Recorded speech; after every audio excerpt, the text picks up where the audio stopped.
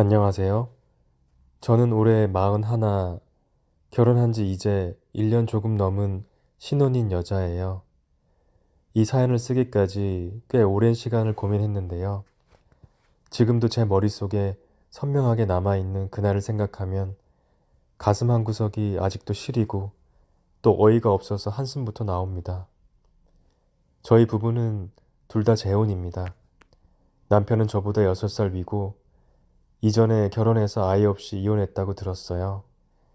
이혼 사유는 성격 차이라고 했고, 저도 한번 아픈 사랑을 겪은 사람이라 서로의 사정을 이해하며 조심스럽게 시작했어요. 재혼이란 게 아무래도 눈치도 많이 보이고 조심스럽잖아요. 그래서 저희는 혼인신고만 하고 조용히 살기로 했고, 시댁 쪽에서도 간단하게 인사만 드리고 연락은 최소한으로 했습니다.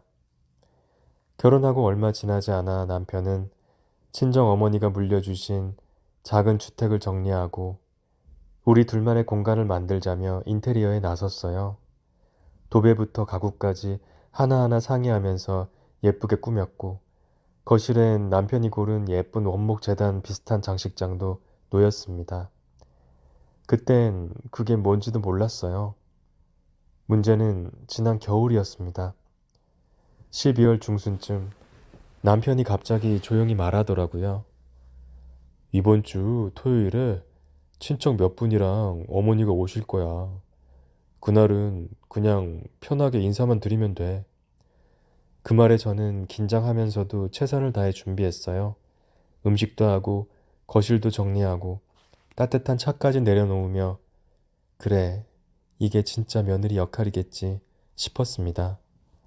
그런데 그날 아침 남편이 정장을 차려입고 절 보면서 말했어요. 여보, 오늘은 그냥 좀 조용히 차분하게 있어줘. 나중에 얘기해 줄게. 이해하지 않아도 되니까 그냥 부탁이야. 무슨 불길한 마음이 들었습니다. 뭐지? 무슨 날이지? 그리고 남편의 어머니와 친척분들 모두 검은 옷을 입고 오셨어요. 하객처럼요. 아무도 저를 보며 웃지 않았고 말없이 거실의 원목 장식장 앞에 앉으셨습니다. 그리고 그 장식장이 재단이라는 걸 그제서야 알게 됐습니다. 거기엔 작은 영정사진이 하나 세워졌고 그 사진 속 여자분은 저보다 조금 어린 듯한 단정한 얼굴을 하고 계셨어요. 그 순간 시어머니가 입을 열었습니다. 우리 애기 여긴 처음이지? 너무 이쁜 집이네. 좋은 데서 잘 쉬고 있겠지? 그리고 모두가 저를 놀리기 시작했습니다. 남편도 조용히 무릎을 꿇었고 그 앞에 놓인 건 남편의 전 부인, 즉 전처의 제사상이었습니다. 전 그 자리에서 굳어버렸어요. 저희 집 제가 고르고 꾸민 거실에서 저도 모르게 남편의 전처를 위한 제사가 치러지고 있었던 겁니다. 남편은 아무 말도 하지 않았고 그 누구도 저에게 이 자리가 누구를 위한 자리인지 말해주지 않았습니다. 저는 말없이 어색하게 서 있다가 조용히 주방으로 들어갔고 식사도 하지 않은 채 그 시간이 지나가기를 기다렸어요. 제사를 마친 뒤 시어머니가 주방으로 오셔서 말씀하셨어요. 미안하다. 근데 우리 애기는 참 불쌍한 애였어. 네가 이해 좀 해줘. 오늘 하루만이야. 그 말에 저는 머릿속이 하얘졌습니다. 왜 이해라는 말이 당연하게 나올 수 있는 상황인지, 왜 제가 이 자리에 아무것도 모른 채 있어야 하는지, 아무리 생각해도 납득이 가지 않았어요. 남편에게 조용히 물었습니다. 이건 내가 알 필요가 없었던 일이었어? 남편은 그제야 눈을 피하며 말했습니다. 그 사람이 세상을 떠나고 나서 어머니가 많이 무너졌어. 매년 그날만이라도 우리 가족끼리 추모하자고 했던 거야. 저는 그 말에 숨이 막혔습니다. 저는 그 집의 두 번째 며느리였고 그들은 아직도 첫 번째 며느리를 보내지 못한 상태였습니다. 결혼 1년 차, 그것도 남편과 저만의 공간이라 믿었던 집에서 전처의 제사를 조용히 받아들여야만 했던 저는 대체 어떤 존재일까요? 그날 이후 저는 남편에게 정중히 물었어요. 앞으로도 이 제사 계속 할 거예요? 남편은 아무런 망설임 없이 말했어요. 음, 우리 가족에겐 중요한 날이니까. 그 대답을 들은 순간 저는 모든 걸 정리하고 싶어졌습니다. 남편에게는 그녀가 아직 가족이었고 저는 단지 그 가족의 빈자리를 채운 사람일 뿐이라는 걸 이해하게 됐거든요. 그날 이후 저는 집을 나와 조용한 원룸에 머무르고 있어요. 마치 숨통이 트인 것처럼 편안하기도 하지만 한편으로는 제가 뭘 그렇게 잘못했는지도 모르겠다는 마음에 참 허탈하고 서글펐습니다. 처음엔 남편이 찾아와 문 앞에서 빌기도 했어요. 당신은 그냥 잠깐 참기만 하면 돼. 딱 하루였잖아. 그걸로 이혼까지 할 일이야? 전 대답하지 않았습니다. 하지만 마음속으로는 대답하고 있었어요.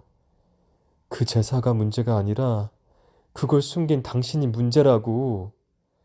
며칠 뒤 남편은 결국 혼자 살던 집으로 돌아갔고 그 이후엔 연락이 뜸해졌어요. 그렇게 저희는 사실상 별거 상태로 몇 주를 보냈어요. 그러던 어느 날 남편의 SNS 계정을 우연히 들어가 보게 됐는데요. 그곳에서 저는 두 눈을 의심했습니다. 남편의 계정에 우리 애기, 그리운 사람, 오늘도 기억해 같은 해시태그와 함께 전처의 사진이 올라와 있던 겁니다. 심지어 배경은 우리 집 거실이었어요. 그 제단 앞에서 꽃을 놓고 정성껏 차린 음식 사진까지 제가 없는 그 집에서 남편은 전처를 여전히 그리운 사람으로 가족으로 지키고 있었던 겁니다.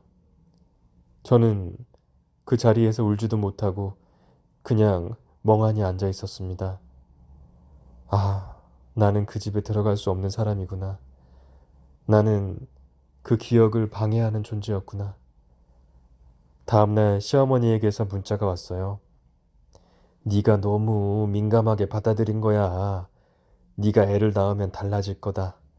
지금은 그냥 우리 가족의 아픔을 이해해줘. 저는 한참을 고민하다 정중하게 답장을 드렸습니다. 어머님, 저는 남의 집 아픔까지 책임질 수 있는 사람이 아닙니다. 제 삶도 소중하니까요. 그 이후 남편은 제게 다시 한번 만나자고 연락을 해왔고 저는 정리 차원에서 마지막으로 그를 만났습니다. 그 자리에서 저는 물었어요. 지금도 그 사람을 사랑하세요?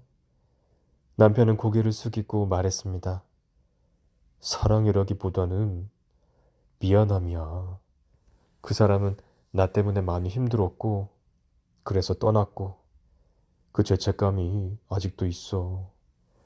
저는 조용히 대답했습니다. 그 죄책감 저한테 푸시면 안 되는 거였어요? 그리고 저는 그 자리에서 이혼 서류를 꺼내 건넸습니다.